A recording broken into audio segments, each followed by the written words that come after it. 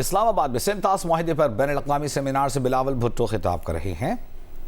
It is power, it is commerce, it is food, it is fuel, it is life. The world saw the Strait of Hormuz become the center of confrontation between Iran and the United States. It saw the Islamabad Memorandum of Understanding announced with Pakistan's mediation try to reopen that artery of global economy and halt a wide into war. The United States and Iran agreed to cease hostilities and reopen the strait, through which roughly 1/5 of the world's oil and liquefied natural gas normally transits. What was the closing of Hormuz? Let us call it by its name. It was the weaponization of a waterway. It was the conversion of a maritime passage into an instrument of compulsion. It was an economic weapon deployed not by mushroom cloud, but by blockade, fear, insurance premiums, empty tankers, rising prices, and trembling markets. Just as no ceasefire and no peace can be achieved between the United States and Iran with the Strait of Hormuz shut, similarly, how can any ceasefire between India and Pakistan hold without the Indus Waters Treaty being restored? From Hormuz, we must turn to the Indus because what is true of the Strait of Hormuz is true with even greater intimacy and greater cruelty of the Indus Basin. A strait may carry the oil of nations. The Indus carries the life of nations. India had announced its intention to abandon the Indus Waters Treaty as part of their unjustified assault on Pakistan last summer. It is a war that is internationally recognized as one that India lost. Even India's greatest allies can't help but marvel at the number of planes downed by Pakistan. Pakistan emerging victorious from this David versus Goliath scale conflict has reshaped the geopolitics of the region. The concept of propping up India as a net security provider in the region has been abandoned and the world has moved on. However, I must caution, while Pakistan has stuck to the ceasefire, which were to be discussed, whereas Pakistan has stuck to the terms of the ceasefire, India has not.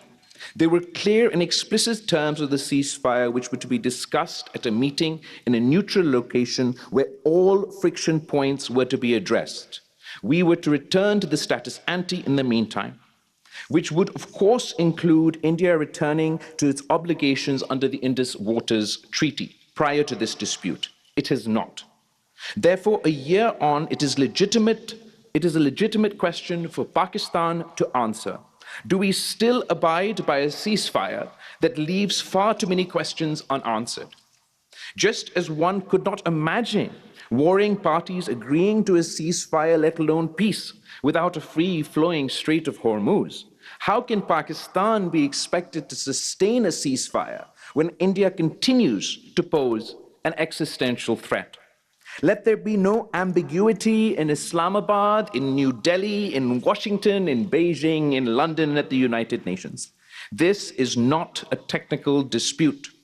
This is not a clerical quarrel between commissioners. This is not a matter of paperwork, hydrology, or administrative abeyance. This is the weaponization of water. The Indus Waters Treaty was not a favor given to Pakistan. It was a solemn international settlement. It was brokered in the shadow of partition because the rivers of Punjab and Sindh could not be left to the mercy of anger.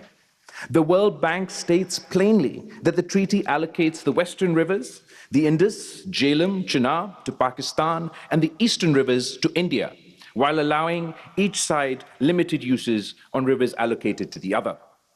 So when India says it will place this treaty in abeyance, India is not merely suspending meetings. It is striking at an international compact that has survived wars, crises, mobilizations, and generations of hostility. And what is the Indus to Pakistan? It is not a river on a map. It is our bread, it is our cotton, it is our wheat, it is our fields of Sindh, our orchards of Punjab, our waters of Khyber Pakhtunkhwa, our channels of Balochistan. It is our farmer at dawn. It is our mothers drawing water, our children eating roti, our worker in the mill, our prayer before the harvest. To cut the Indus is not to pressure a government, it is to threaten a people. Pakistan has over 200 million souls.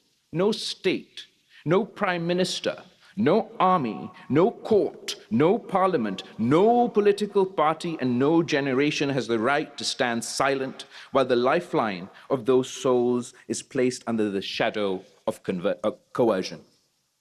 We must therefore speak with the seriousness that this situation demands. Pakistan must treat every step towards the strangulation of its waters as a national security assault, not merely a diplomatic irritant, not as a footnote in a foreign ministry brief, not as another file to be moved from one desk to another. It must be treated as an attack on the foundations of the state. That does not mean that Pakistan seeks war. We do not seek war. We have buried too many sons. We have seen too much blood in this region. We know the price of adventurism. We know the tragedy of miscalculation. But peace is not surrender. Restraint is not paralysis. Diplomacy is not silence. And patience is not permission.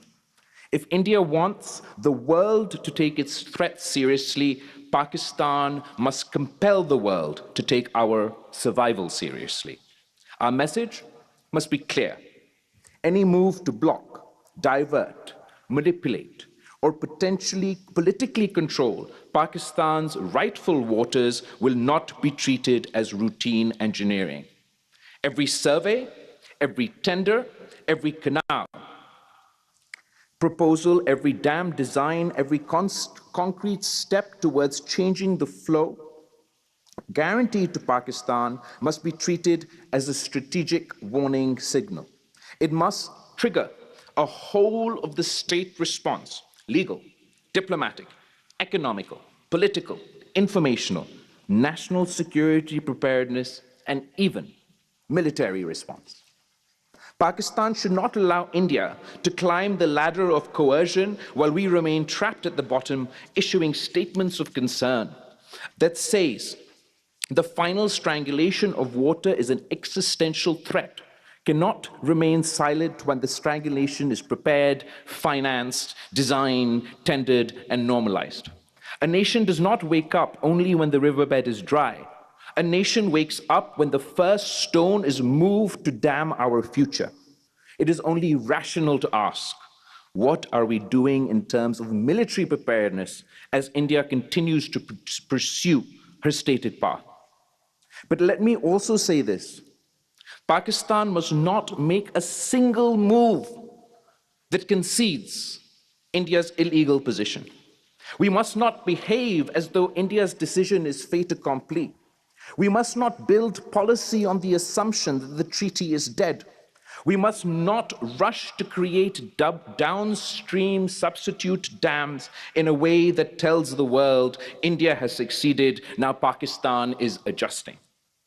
Or give the impression that we were victorious on the battlefield but have surrendered on the banks of the river. No. Pakistan's position must remain immovable. The treaty lives, India's obligations are live, Pakistan's rights live.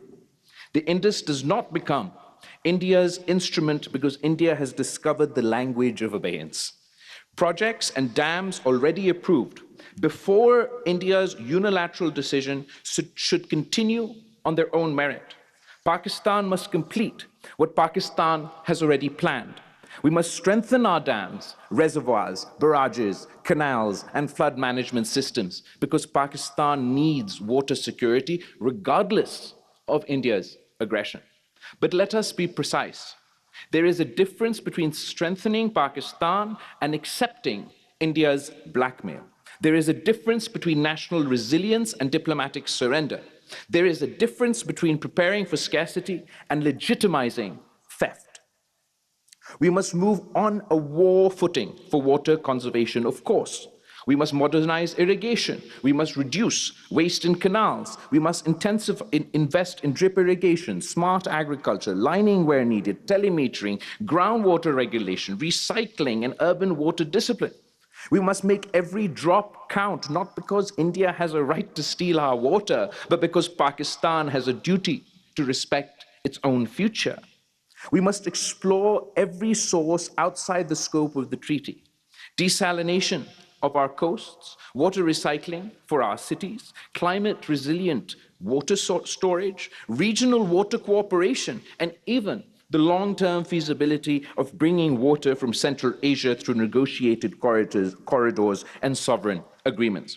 Let engineers dream, let planners calculate, let diplomats negotiate, and let the state act with imagination. But do not confuse resilience with retreat. The Indus Waters Treaty must be defended in every forum. The World Bank, the United Nations, international courts, and arbitrary bodies, friendly capitals, Muslim capitals, Western capitals, African capitals, and Asian capitals. Pakistan must internationalize the principle, not merely the grievance, because the world now needs new law. International law has rules for sea. Straits used for international navigation are governed by transit passage principles, and ships and aircrafts enjoy a right of transit passage that shall not be impeded. International water law also rests on the equitable and reasonable utilization, prevention of significant harm, and prior notification of measures that may adversely affect other states' sharing of water courses. International humanitarian law recognizes that water installation and irrigation systems are indispensable for civilian survival. And the ICRC has warned that the deprivation of water as a method of warfare is strictly prohibited. Yet the age we are entering demands more. We need a new international convention against the weaponization of waterways. It must apply to maritime choke points like Hormuz, to transboundary rivers like the Indus. It must prohibit the use of civilian water dependency as a coercive instrument. It must create emergency injunctions against unilateral treaty suspensions. It must impose automatic international scrutiny on projects that threaten downstream survival. It must recognize that in a climate-stressed century, water coercion is not merely unfriendly conduct, it is aggression by other means. The 20th century feared the bomb, so the 21st century must also fear the faucet controlled by a hostile hand.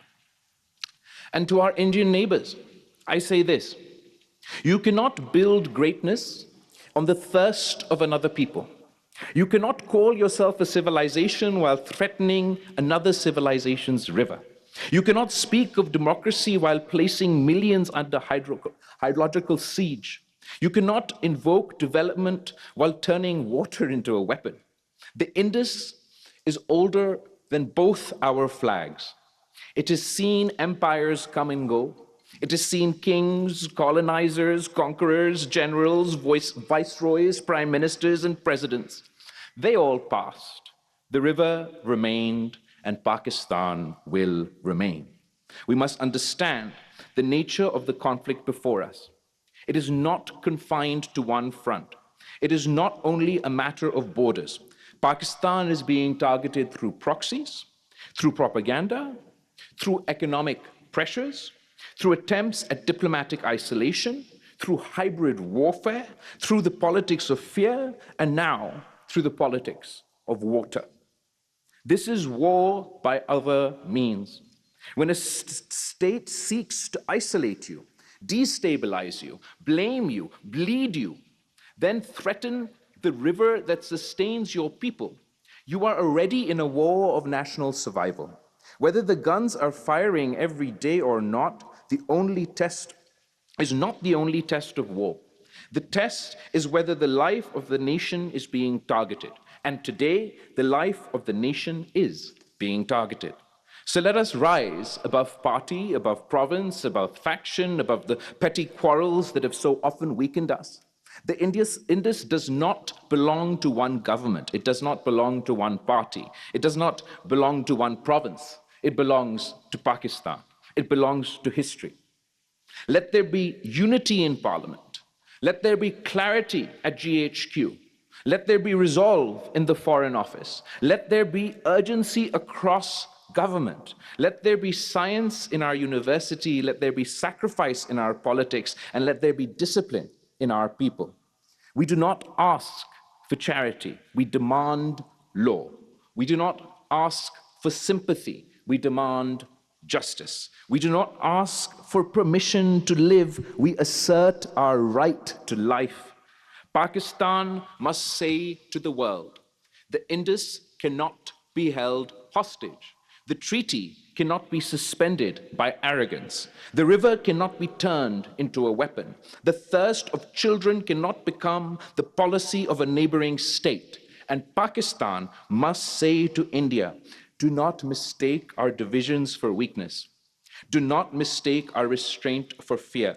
Do not mistake our appeal to law for lack of resolve. We have survived partition. We have survived war. We have survived terror. We have survived floods. We have survived dictatorships, sanctions, conspiracies, and betrayals, and we are still here. The Indus made us patient. The Indus made us fertile. And the Indus made us stubborn. And if anyone believes that Pakistan will surrender the Sindhu, they do not know Pakistan. They do not know Sindh. They do not know Punjab. They do not know Balochistan. They do not know Khyber Pakhtunkhwa. They do not know Kashmir or Gilgit-Baltistan. They do not know the people who have lived by these rivers for thousands and thousands of years. We want peace, but peace with dignity. We want dialogue, but dialogue under law. We want coexistence, but not submission. So from this seminar, from this city, from this moment, let a message go forth. Pakistan will defend its water, its people, its treaty, its sovereignty, and its future. The world should not pretend that the strangulation of the Indus is a technical dispute. It is in public literature on Pakistan's deterrence posture. Economic strangulation has long been treated as one of the gravest thresholds, and stopping the Indus has been understood as falling within this category. Therefore, when India weaponizes water, it is not merely violating a treaty, it is pushing South Asia towards the edge of strategic catastrophe.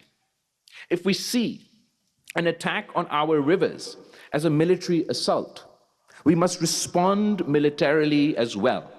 Pakistan should escalate militarily at the tendering stage, mobilize at the construction stage, and proceed to conventional conflict. And if all else fails, our waters are truly cut off. The Indus is not negotiable. The Sindhu is not for surrender. Let the world understand the danger of what India has done. No power, however large, however arrogant, however intoxicated, could impose an existential defeat upon Pakistan. And what is more existential than water? A nation may survive sanctions. A nation may survive isolation. A nation may survive diplomatic pressures. But no nation can survive the deliberate strangulation of its rivers that feeds its fields,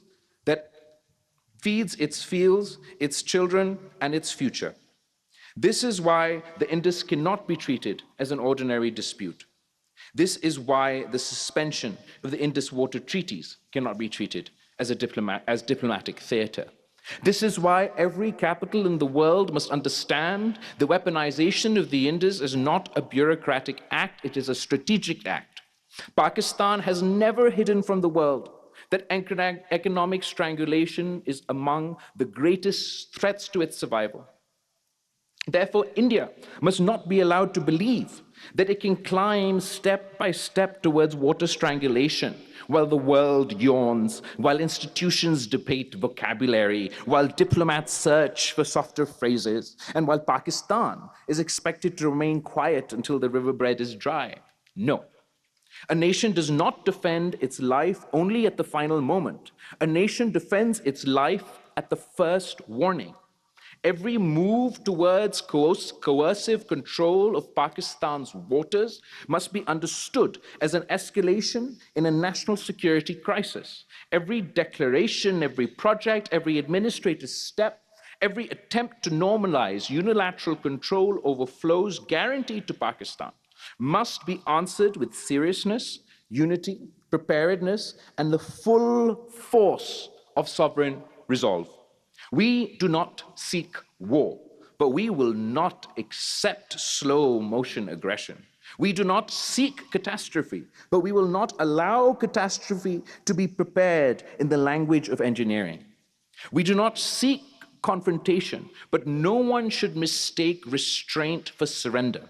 The purpose of deterrent is to prevent disaster, not to invite it.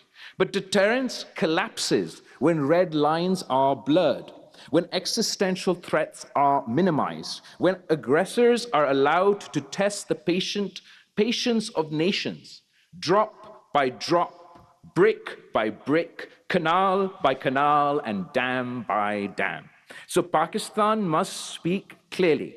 The Indus is not a pressure point. The Indus is not a bargaining chip. The Indus is not a weapon to be placed in India's hands. The Indus is a lifeline of Pakistan. And any attempt to turn that lifeline into a noose must be treated as a threat to the survival of our state. This is the message that Pakistan must deliver to India. This is the message that Pakistan must deliver to the world, not in panic, not in hysteria, not in recklessness, but with the cold clarity of a people who know what is at stake. Because peace in South Asia will not be preserved by pretending water coercion is harmless. Peace will be preserved only when India understands that the rivers of Pakistan cannot be touched without shaking the foundations of regional stability. The world has learned to fear the missiles. It must now learn the fear of the weaponization of water. The 21st century may live under the shadow of water strangulation. And if the international community does not build new law against the weaponization of waterways, then every river, every strait, every canal, every maritime artery, every downstream nation will one day become hostage to the ambitions of an upstream power. Pakistan must therefore lead the argument, not as a beggar, not as a victim, not as a state pleading for sympathy, warning the world that the path India has opened is a path towards catastrophe. The treaty lives, Pakistan's rights live, the Sindhu lives, and Pakistan will not surrender the Sindhu. If the entire water supply of a country is cut off, what is that except destruction of a nation by other means? Water strangulation destroys them by thirst, hunger, crop failure, disease, migration, and social collapse. The mushroom cloud appears in one instant. The dead river kills in slow motion. But the strategic meaning is the same. The life of the nation is being attacked. Therefore, Pakistan must not allow the world to hide behind technical language. India will call it a treaty dispute. India will call it administrative abeyance. India will call it hydropower. India will call it development. India will call it a canal, a tender, a study, a survey, an engineering decision. No. A tender is not merely a tender when it is attached to the strangulation of a people. A dam is not merely a dam when it is built on the throat of a nation. A canal is not merely a canal when it proposes to convert Pakistan's lifeline into India's lever of coercion. Pakistan has publicly described attempts to stop or divert its rightful use of water as an act of war, then let us draw the necessary conclusion. If the final act, the cutting off of Pakistan's waters, is an existential assault, then the steps leading up to that final act cannot be treated as routine. The road to catastrophe is not innocent merely because the catastrophe has not yet arrived. The enemy does not become dangerous only when the last gate is shut. He becomes dangerous when he surveys the site, when he funds the design, awards the tender, pours the concrete, and normalizes the right to decide whether Pakistanis shall drink or not. A nation that waits until the riverbed is dry has waited too long. That is why Pakistan's response must be graduated, visible, and sovereign. India must be made to understand that there is no cost-free climb up the ladder of water coercion. Every step towards the weaponization of the Indus must produce a corresponding elevation in Pakistan's national response: political, diplomatic, legal, economic, informational, defensive, and strategic. We do not seek war, but we must recognize war when it is being prepared against us. It is reckless to tell India that it may keep advancing towards Pakistan's existential threshold while Pakistan remains confined to press releases and appeals for understanding. Deterrence fails when red lines become academic.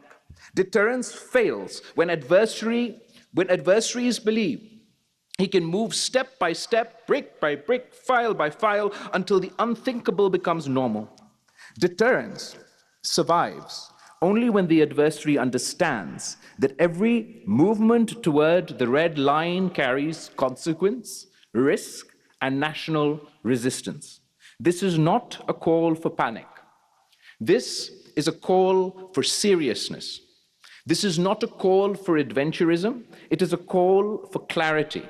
This is not a call for Pakistan to abandon law. It is a call for Pakistan to make law, diplomacy, preparedness, and deterrence speak in one voice. India placed the Indus Waters Treaty in abeyance as part of Operation Sindhu. Pakistan has treated the suspension as unlawful while preparing legal action and warning that waters diversions would be an act of war. So let the world hear this from Pakistan. We will not allow India to redefine aggression as engineering. We will not allow India to redefine coercion as development. We will not allow India to redefine treaty violation as national security. And we will not allow India to place its hand on the throat of the Indus and then ask Pakistan to behave as though nothing strategic has happened. The Indus is not an ordinary river. It is the civilizational artery of Pakistan. It feeds our fields. It sustains our cities, powers our economy, and binds our federation. To threaten the Indus is to threaten Pakistan itself. And when Pakistan itself is threatened, Pakistan must respond as a state whose survival is at stake. Not tomorrow, not after the last drop, not after the world has held 20 conferences and issued 30 statements of concern. Pakistan must respond at the beginning of escalation, because that is where deterrence either succeeds or dies. The message to India must be unmistakable. You cannot suspend the treaty and expect normal relations. You cannot prepare structures of coercion and expect strategic quiet. You cannot turn water into weapon and expect Pakistan to treat it as paperwork. You cannot march towards an existential threshold and demand that Pakistan remain diplomatically polite. The world has just seen what happens when a waterway becomes a weapon. The Strait of Hormuz is called an artery of the global economy because energy flows through it. The Indus is more than that. It is an artery of national survival. If the closure of Hormuz can shake markets, then the strangulation of the Indus can shake region. That is why The world needs new international law against the weaponization of water. Whether it is a strait, a canal, a river, or a basin, a waterway that sustains civilians must not be converted into a weapon. The law must recognize that in the age of climate stress, water aggression is as destabilizing as military aggression. Pakistan must lead that argument, but Pakistan must also understand that law without power is a petition. Power without law is chaos. We need both. We need the legal case, the diplomatic case, the humanitarian case, the climate case, and the deterrence case. Above all, we need national unity. The Indus belongs to the farmer of Sindh, the grower of Punjab, the worker of Karachi, the family of Balochistan, the mountains of Pakhtunkhwa, and is the future of every Pakistani child. We build resilience because Pakistan must be strong, not because India has the right to steal. We preserve water because our future demands wisdom, not because we accept blackmail. We prepare for scarcity, but we do not legitimize strangulation. The treaty lives, Pakistan's rights live, the Sindhu lives. And any state that imagines Pakistan will surrender the Sindhu has misunderstood our history, our politics, our people, and our resolve. We are a nation born of struggle. We have endured wars and sanctions and floods and terrorism and isolation and betrayal. We are still here. As long as the Sindhu flows through the body of Pakistan, Pakistan will not bow. Let no one misunderstand us. Pakistan's deterrence does not begin when the last drop has vanished. Deterrence begins when the adversary first moves towards the strangulation of a nation. If total water denial is an existential threat, then the path towards total water denial is not innocent. A survey, a tender, a canal, a dam, a diversion, a legal fiction called abeyance, each must be treated not as paperwork, but as movement towards that strategic threshold. Pakistan must make the world understand that the Indus is not a bargaining chip. It is the bloodstream of our republic. To threaten it is to threaten the survival of our state. And when survival is threatened, all instruments of national power become relevant. Diplomacy, law, economy, public mobilization, defense preparedness, and strategic deterrence. We are not discussing irrigation. We are discussing coercion. We are not discussing canals. We are discussing the deliberate manufacture of famine, migration, economic collapse, and national paralysis. A weaponized river can destroy a country in slow motion. The life of a people is under attack. Therefore, India must be told clearly, do not climb this ladder and imagine that Pakistan will remain at the bottom. Do not move brick by brick towards our strangulation and expect only memoranda from Islamabad. Do not mistake Pakistan's appeal for international law for strategic helplessness. We seek peace but not surrender. We seek law but not helplessness. We seek restraint but not national suicide. The Sindhu is not India's weapon. The Sindhu is Pakistan's lifeline, and any attempt to turn that lifeline into a noose must be answered with the full seriousness of a nation defending its existence. The Indus is not merely an artery of Pakistan's economy. It is the bloodstream of Pakistan itself. The Indus is not a river on the map. The Indus is Pakistan in motion. And therefore, India places Indus Waters Treaty in abeyance when India threatens to divert waters that sustain Pakistan, when Indian ministers speak of taking water that flows to Pakistan and sending it elsewhere. This is not paperwork. This is not engineering. This is not administration. This is the weaponization of water. Let no one in New Delhi, Islamabad, Washington, Beijing, London, Riyadh, Tehran, and the United Nations pretend that this is a normal dispute. Pakistan has said that any attempt to divert the flow of water belonging to Pakistan is an act of war. The phrase act of war must not be uttered casually, but once uttered, it must not be hollow. If water strangulation is an act of war, then steps towards water strangulation cannot be treated as acts of peace. If the final cutting off of Pakistan's water would be an existential assault, then the road to that assault is not innocent. The survey is not innocent. The tender is not innocent. The canal is not innocent. The dam is not innocent. The legal fiction of abeyance is not innocent. A noose does not become dangerous only when the neck is broken. It becomes dangerous when it is tied. Therefore, let us say clearly what others are afraid to say. To cut off the waters of Pakistan is to place Pakistan under strategic attack. If the life of the nation is under assault, then Pakistan cannot wait until the riverbed is dry before it wakes up. A state that waits for the last drop has already surrendered the first principle of deterrence. Deterrence is not a speech after defeat. Deterrence is a warning that prevents defeat. So the argument before Pakistan is simple. Every Indian step towards coercive control of Pakistan's waters must be treated as strategic escalation. Every legal fiction, every engineering project, every attempt to normalize unilateral power over Pakistan's lifeline must be answered by corresponding elevation and escalation in Pakistan's national security posture. Not hysteria, not adventurism, not empty shouting, but seriousness, visible seriousness, sovereign seriousness. India must not be allowed to climb the ladder of water coercion while Pakistan is kept at the bottom, issuing press releases. India must not be allowed to move brick by brick towards our strangulation, where the world calls for restraint only from the victim.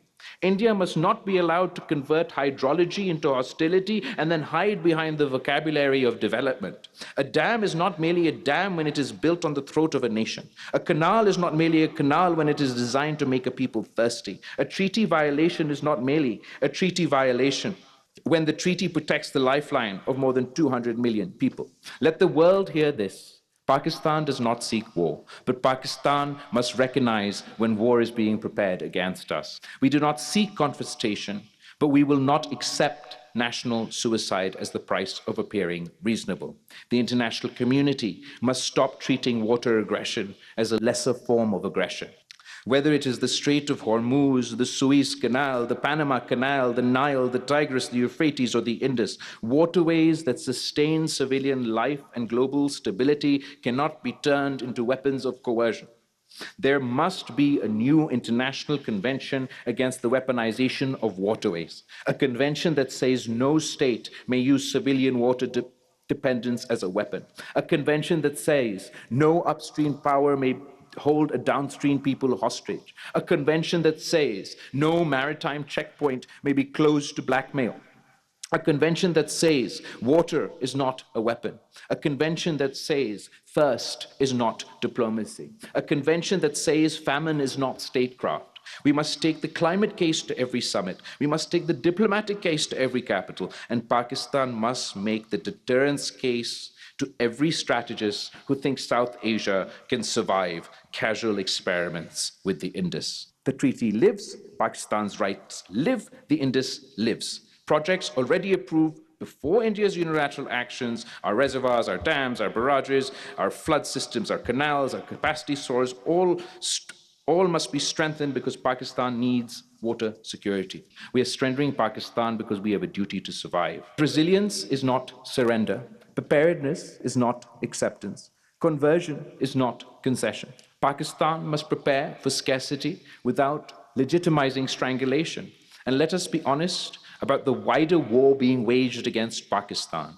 This is not only a water dispute. This is one front in a broader campaign. Pressure at the borders, proxy violence, propaganda, failed attempts at diplomatic isolation, economic coercion, hybrid warfare, and now the threat of hydrological coercion. This is a war by other means. A bullet is not the only weapon. A blockade is a weapon, a sanction can be a weapon, a lie can be a weapon, a proxy can be a weapon, a river can be made into a weapon. And when the river is the Indus, the weapon is aimed at the heart of Pakistan. So let us rise above party, above province, above faction, above the smallness that has too often made Pakistan vulnerable. We do not ask for charity, we demand law. Pakistan was not created to accept thirst as our destiny. The Indus is older than both our flags. It has seen empires come and go. They have all passed. The river remains. Pakistan will remain. The Indus is not negotiable. The Sindhu is not for surrender. Marsu, Marsu, Sindhu na desu. Thank you. Bilawal Bhutto Zardari Sindh तास माहिरे के हवाले से होने वाले ban अल-अक़वामी seminar से खिताब कर रहे थे। इस्लामाबाद में बैन अल-अक़वामी सेमिनार सिंध तास माहिरे पर मुनक़िद किया जा रहा है। बिलावल ने कहा कि सिंध तास माहिरे की पासदारी के बगैर पाकिस्तान और भारत के दरमियान पायदार अमन मुमकिन नहीं। पाकिस्तान अमन का ख़्वाह है लेकिन आबी मफादात पर समझौता नहीं करेगा। आबनाए हुर्मुज़ की बंदिश ने आलमी मईशत को मुतासर किया। उन्होंने कहा कि अपने पानी के हक़ के लिए सिंध, बलूचिस्तान, खैबर पख्तूनख्वा, KPK और गिलगित बल्तिस्तान हम सब मुत्तफ़िक़ हैं।